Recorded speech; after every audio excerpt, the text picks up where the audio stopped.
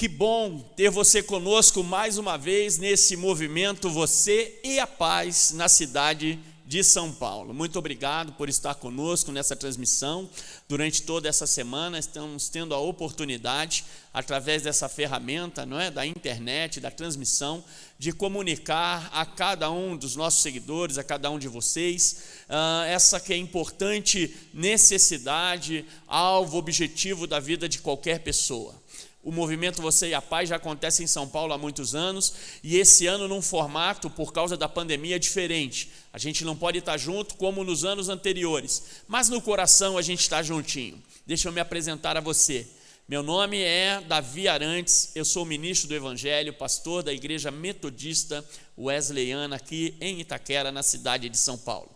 E hoje eu quero tentar de alguma maneira contribuir com você, levar ao seu coração, levar à sua mente, provocar o teu pensamento a respeito dessa importante necessidade e que eu acredito deve ser uma obstinação na vida de todos nós. Algo que enquanto vivermos temos que estar perseguindo, que é a paz.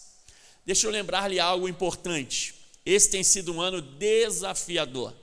Desde março, desde o começo desse ano, todo mundo, o mundo inteiro foi assolado por uma pandemia, por uma enfermidade que tem, além de um grave, importante poder destrutivo, já são mais de centenas de milhares de brasileiros, mais de 150 mil brasileiros perderam a sua vida. E economicamente, socialmente, essa enfermidade no mundo inteiro tem causado grande preocupação. Mas sabe o que aconteceu? Além disso, ela provocou no coração das pessoas muita ansiedade, muita preocupação. Quando a gente convive com as pessoas, quando a gente está junto dos amigos, quando a gente está nas nossas redes de contato, com as pessoas com quem nos relacionamos, nós percebemos. E eu, na função de pastor, conversando com as pessoas, percebo que essa enfermidade angustiou muito o coração das pessoas. A incerteza do amanhã, a incerteza, com relação à saúde, com relação à vida financeira, à estabilidade, à segurança alimentar, como é que vai ser esse novo jeito, a insegurança por causa de relacionamentos. Tudo isso tem sido uma realidade e um desafio para nós. Por isso o tema é mais do que sugestivo. Por isso esse tema é necessário e deve ser, como eu já disse, uma obstinação no coração de todo homem, toda mulher de bem, que deseja viver dias melhores. Existem algumas premissas que têm que ser consideradas. Eu quero iniciar falando sobre isso. Quando a gente fala de paz, inicialmente a gente tem alguns pensamentos que são, até aos olhos de alguns, utópicos. Conceitos equivocados, por exemplo, da paz. Há quem diga que pense que a paz seja a ausência de conflitos. Necessariamente não. A paz não é a ausência de conflitos, mas a maneira como o teu espírito, o teu coração, a tua vida se comporta no meio de conflitos. Porque de fato, gente, conflitos sempre haverão. Desde que o homem nasceu, desde que ele surge, ele é desafiado no seu cotidiano a enfrentar desafios, a enfrentar circunstâncias, porque assim como o sol nasce para todos, assim como a chuva rega a todos, os problemas e as alegrias são comuns a todas as pessoas. Então, de imediato, eu já preciso te dizer que a paz não é uma ausência de conflitos, porque se pensássemos assim, a paz seria algo impossível de ser alcançado. O próprio Senhor Jesus ele disse assim: no mundo tereis aflições. Então, se no mundo nós vamos enfrentar aflições, nós precisamos entender que a paz é algo que existe apesar das aflições. Ainda que vivendo dificuldades, ainda que desafiados, é possível viver intimamente, ter uma cultura de paz, ser um semeador da paz. Tem muita gente que pensa, por exemplo, que a paz é não ter uma voz dissonante, é não ter quem discorde, é só andar com gente que pensa igual a você. De fato, isso também não é paz, não é? O cantor Marcelo Falcão, do Rapa, numa das composições dele, ele diz que a paz sem voz não é paz, ela é medo. É preciso perceber que quando a gente se cala para não ter conflito, na verdade a gente não está vivendo num ambiente de paz. De fato, a gente está vivendo num ambiente de medo, num ambiente de opressão, num ambiente de insegurança, ou ainda num ambiente de apatia, ou quem sabe num ambiente de negativa, de negação. E isso não é paz. A paz é muito maior que isso. Esses são apenas alguns valores, algumas premissas que eu queria inicialmente falar com você sobre isso. Mas, pastor, então o que é essa paz tão desejada, tão necessária, tão importante, tão perseguida, que a gente se reúne sempre para falar sobre ela, pensar sobre ela e provocar sobre ela? Eu quero lembrar a você o que o próprio Senhor Jesus falou lá no Evangelho de Mateus, no capítulo 5, no verso 9. Olha que coisa interessante, Jesus disse nas bem-aventuranças. Ele disse assim: bem-aventurado os pacificadores, porque serão chamados filhos de Deus. Preste atenção nessa frase, nesse versículo da Bíblia. O que é que esse versículo nos revela? Que dicas eles nos dão sobre esse conceito, sobre esse objetivo maior que temos, que é a busca pela paz? Jesus está dizendo assim, que aquele que é um pacificador, ele é bem-aventurado, que se traduz por feliz. Olha o que Deus está falando para nós através da palavra dele, através da Bíblia. Como é feliz um agente de paz, como é feliz alguém que se aplica, que põe energia em promover a paz, em ser um pacificador. Aí eu já te digo de imediato uma coisa: é possível.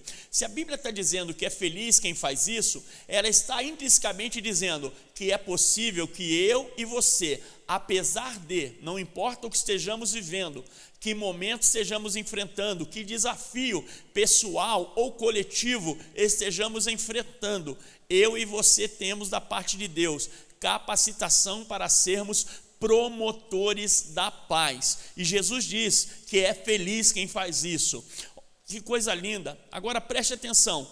Esses que são chamados pacificadores e felizes, eles serão considerados, eles serão chamados filhos de Deus. E aqui fica uma dica interessante.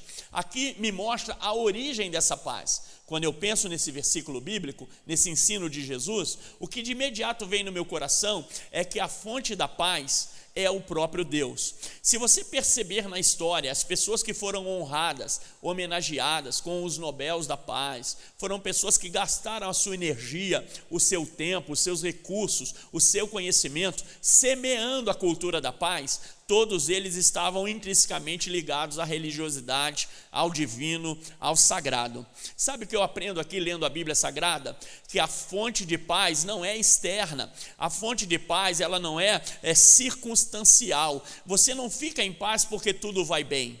Você não está em paz porque nada dá errado. Mas a fonte verdadeira da paz, ela é o próprio Deus. Por isso o texto sagrado diz que é feliz aquele que é pacificador, porque ele é reconhecido como um filho de Deus, alguém que tem as características de Deus. E é por que eu te digo isso? Porque a paz, ele é fruto da fé, ela é o fruto da confiança em Deus. Mas daqui a pouquinho eu vou falar um pouco mais sobre isso. Eu queria te pedir licença e fazer a leitura de um versículo, na verdade 2, que o apóstolo Paulo deixou registrado lá na carta aos crentes de Filipos. A carta aos Filipenses, capítulo 4, versículos de número 6 e 7. Eu vou pedir licença e quero fazer essa leitura, porque ela também nos ajudará muito a refletir sobre a cultura da paz. Olha o que Paulo escreve em Filipenses 4, 6 e 7. Não estejais inquietos por coisa alguma, antes as vossas petições sejam em tudo conhecidas diante de Deus, pela oração e súplica, com ações de graças. E a paz de Deus, que excede todo o entendimento, guardará os vossos corações e os vossos pensamentos em Cristo Jesus. Olha que interessante esse texto e que subsídios, que dicas, que elementos, que chaves eles nos dão para compreendermos como sermos pacificadores e alcançarmos essa paz.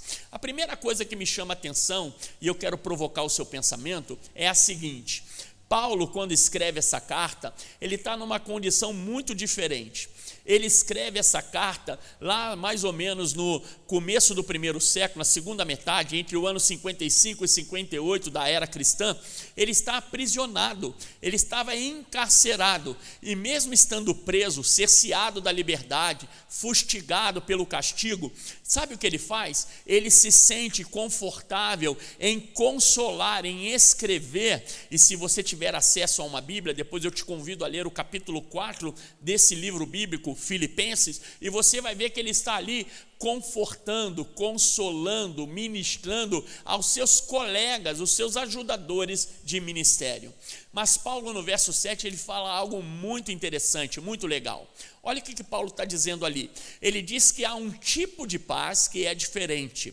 O versículo 7 diz assim: a paz de Deus que excede todo o entendimento.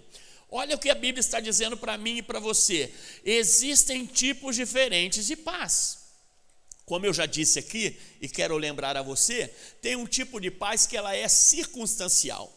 Quando na nossa vida tudo coopera, tudo está acontecendo bem, quando na nossa família tudo está em ordem, quando a nossa saúde ela está relativamente bem, quando as nossas contas estão batendo, a gente consegue suprir as necessidades elementares da vida, quando a família está toda em comunhão, normalmente a gente vive um momento de conforto, um momento que poderíamos chamar até de paz. Essa é uma paz relativamente natural, ela é percebida porque tudo no entorno favorece. Mas ela não é uma paz absoluta, porque quando vem, por exemplo, uma pandemia, como a que estamos vivendo, ela pode ser tirada de nós. Imagine você, enquanto você está saudável, você está tranquilo, você está confortável, você está em paz, mas aí você recebe um laudo médico que você contraiu o Covid, e aí imediatamente seu coração se angustia. Puxa vida, será que isso vai ser grave? Será que eu terei sintomas graves? Será que eu vou precisar internar? Será que eu vou ser entubado? Será que eu vou sobreviver? Será que eu vou ficar numa sequela? E a partir de aí, a sua mente fica em um colapso de pensamentos. Então, de um instante para o outro, com uma notícia, com um laudo médico, aquela paz foi tirada. Quando você olha para a sua família, está todo mundo lá pertinho de você, numa amizade gostosa, numa comunhão gostosa, mas algum problema acontece, você enfrenta uma crise familiar, uma crise conjugal, uma crise com um filho, com um pai, com uma mãe, algo que estremeça a comunhão, imediatamente a sua mente se ocupa de pensar naquilo. Quem é pai, quem é mãe sabe disso.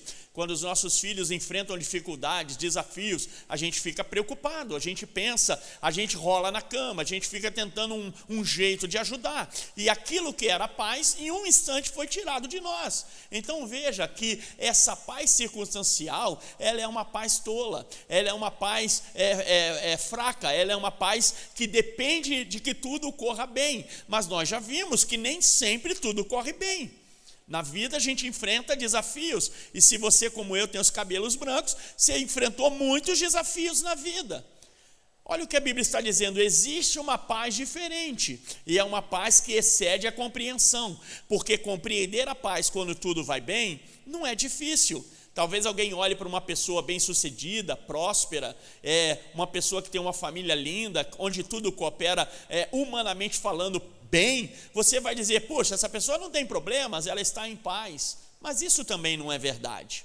Quantas vezes você ouviu de pessoas bem-sucedidas que acabaram perdendo a sua vida por overdoses, tirando a própria vida por angústia.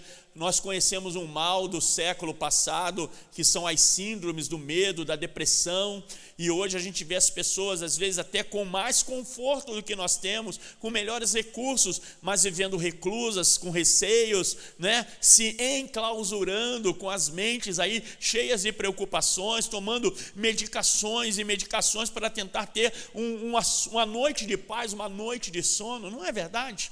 Então olha o que a Bíblia está dizendo: existe uma paz que uma pessoa vive apesar das circunstâncias, e eu sei que isso é real porque eu já enfrentei coisas assim, momentos assim, e eu quero compartilhar com você um pouco, nesses instantes que temos, sobre isso. O que Paulo está dizendo é que nós iremos enfrentar situações difíceis, como ele enfrentou o cárcere, mas ele tinha uma presença, uma confiança, uma segurança no relacionamento que ele desenvolveu com Deus. Ele tinha o que a gente chama de fé em Deus, de que aquilo tudo, todo aquele ambiente que lhe era hostil, toda aquela dificuldade momentânea, não eram suficientes para agitar, perturbar, desequilibrar, amedrontar a sua vida.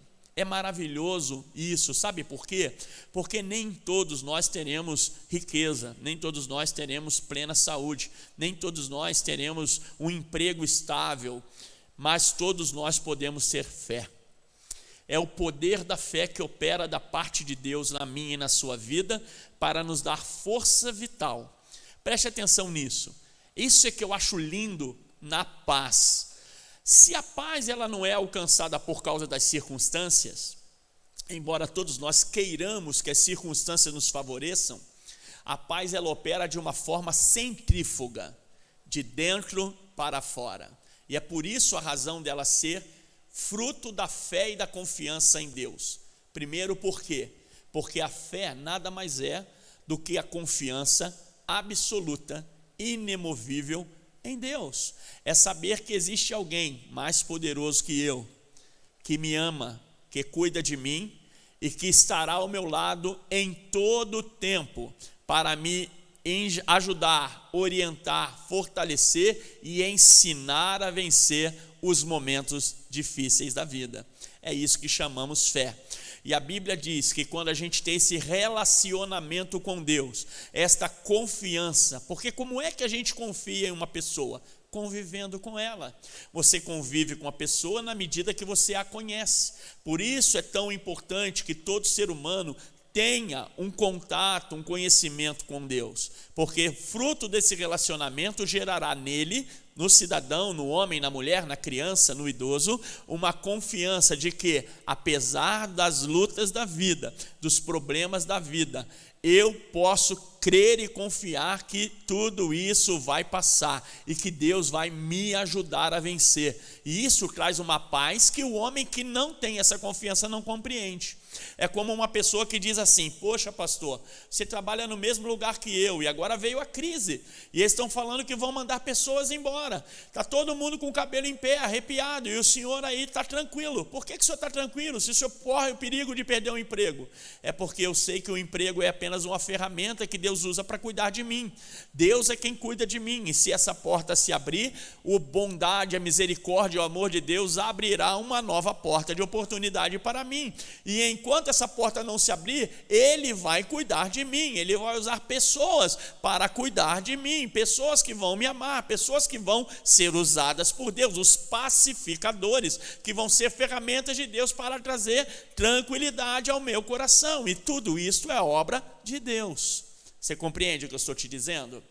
É como alguém que de repente está recebendo um laudo médico, como falamos dessa doença da modernidade, o Covid, e ele consegue ter segurança de saber: olha, é grave, é importante, é sério, eu preciso me cuidar, mas eu não vou me desesperar. Deus há de valer, o meu relacionamento com Deus, a minha fé com Deus me ajudará a vencer mais essa dificuldade. Então é algo que está dentro de nós. Você não precisa ter dinheiro para ter isso, você não precisa ter estudo para ter isso, você não precisa ter uma cor de pele A ou B para ter isso, você precisa ter um relacionamento com Deus, e aí todos têm acesso a isso, e é o que eu acho maravilhoso.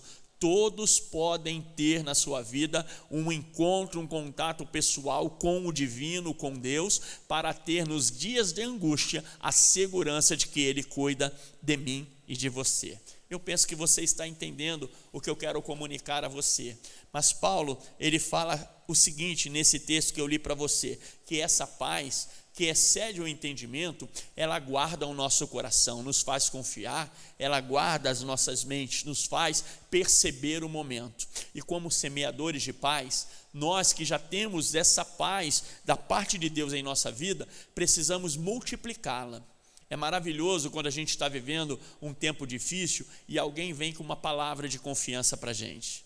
É maravilhoso quando a gente está ali num leito de luto ou num leito de enfermidade e alguém vem com pouquíssimas palavras, com um gesto de carinho e transmite à nossa vida a confiança de que a vida continua e que Deus vai nos abençoar. É maravilhoso perceber que às vezes com poucas palavras, com um pouco de atenção, a gente pode mudar a história de quem está pertinho da gente.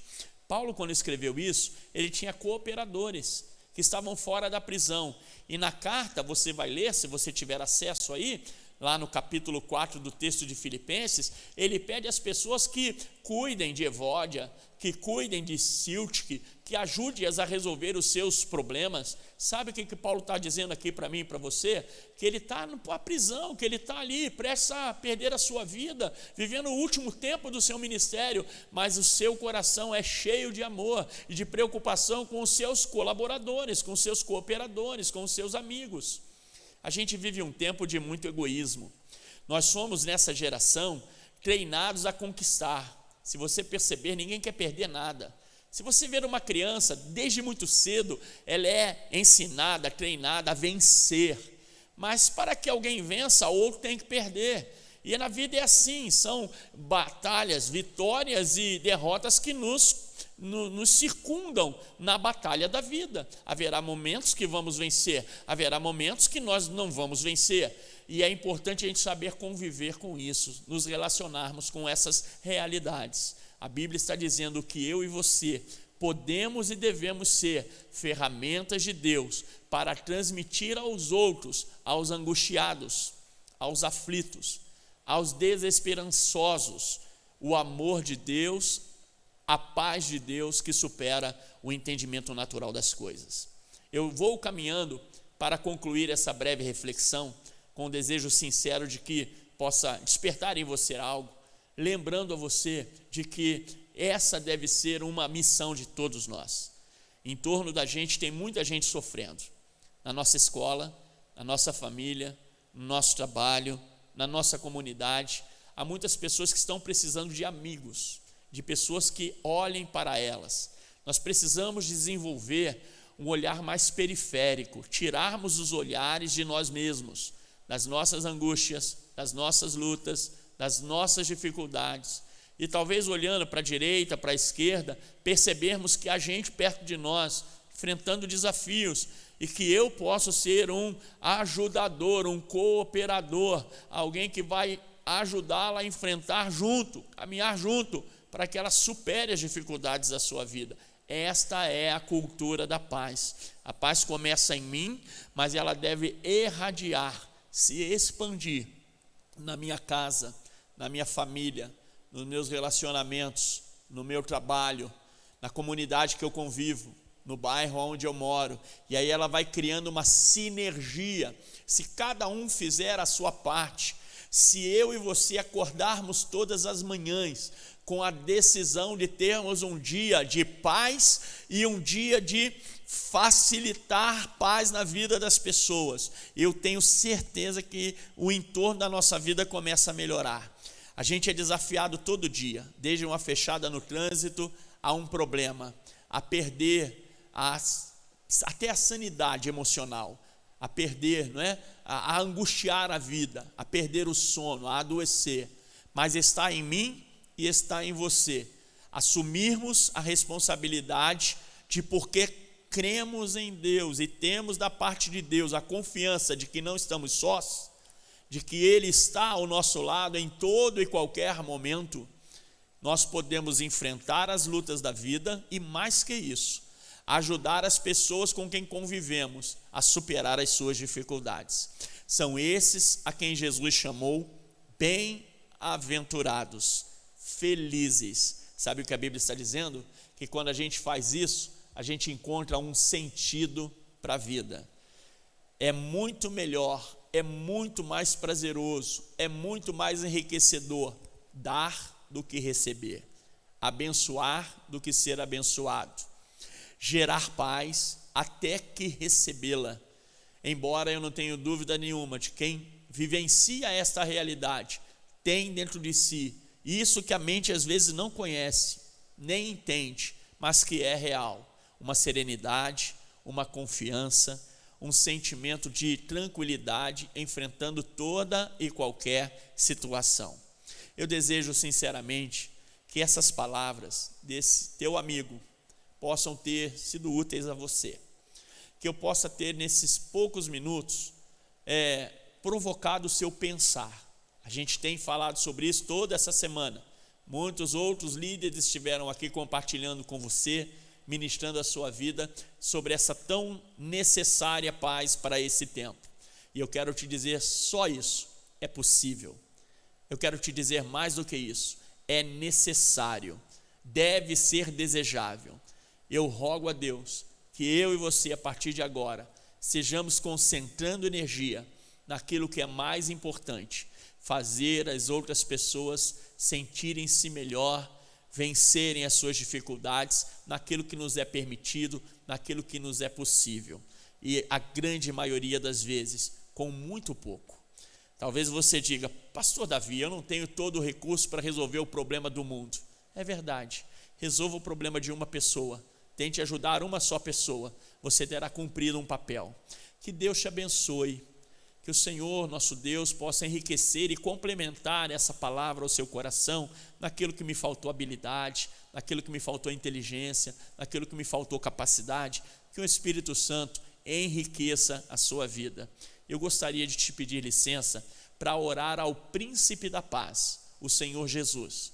Foi assim que Isaías o chamou 700 anos antes do seu nascimento, príncipe da paz. Eu quero rogar a Jesus que encha o seu coração dessa paz, dessa confiança, desta presença que nos dá força vital, não apenas para viver, para enfrentar os desafios, mas para semear na vida dos outros esse mesmo comportamento, essa mesma responsabilidade, essa mesma tranquilidade.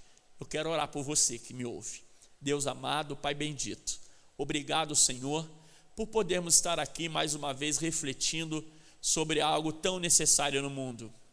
Desde sempre perseguimos, Senhor, esse mundo ideal que é um mundo, Senhor, de diversidade, mas de tranquilidade, um mundo de paz, onde nós discutimos ideias, mas nós não nos agredimos, não nos violentamos, não nos machucamos uns aos outros. Esse é um tempo, Senhor, muito importante, e que Tu possas, ó Deus, pela Tua bondade, manifestar a Tua presença.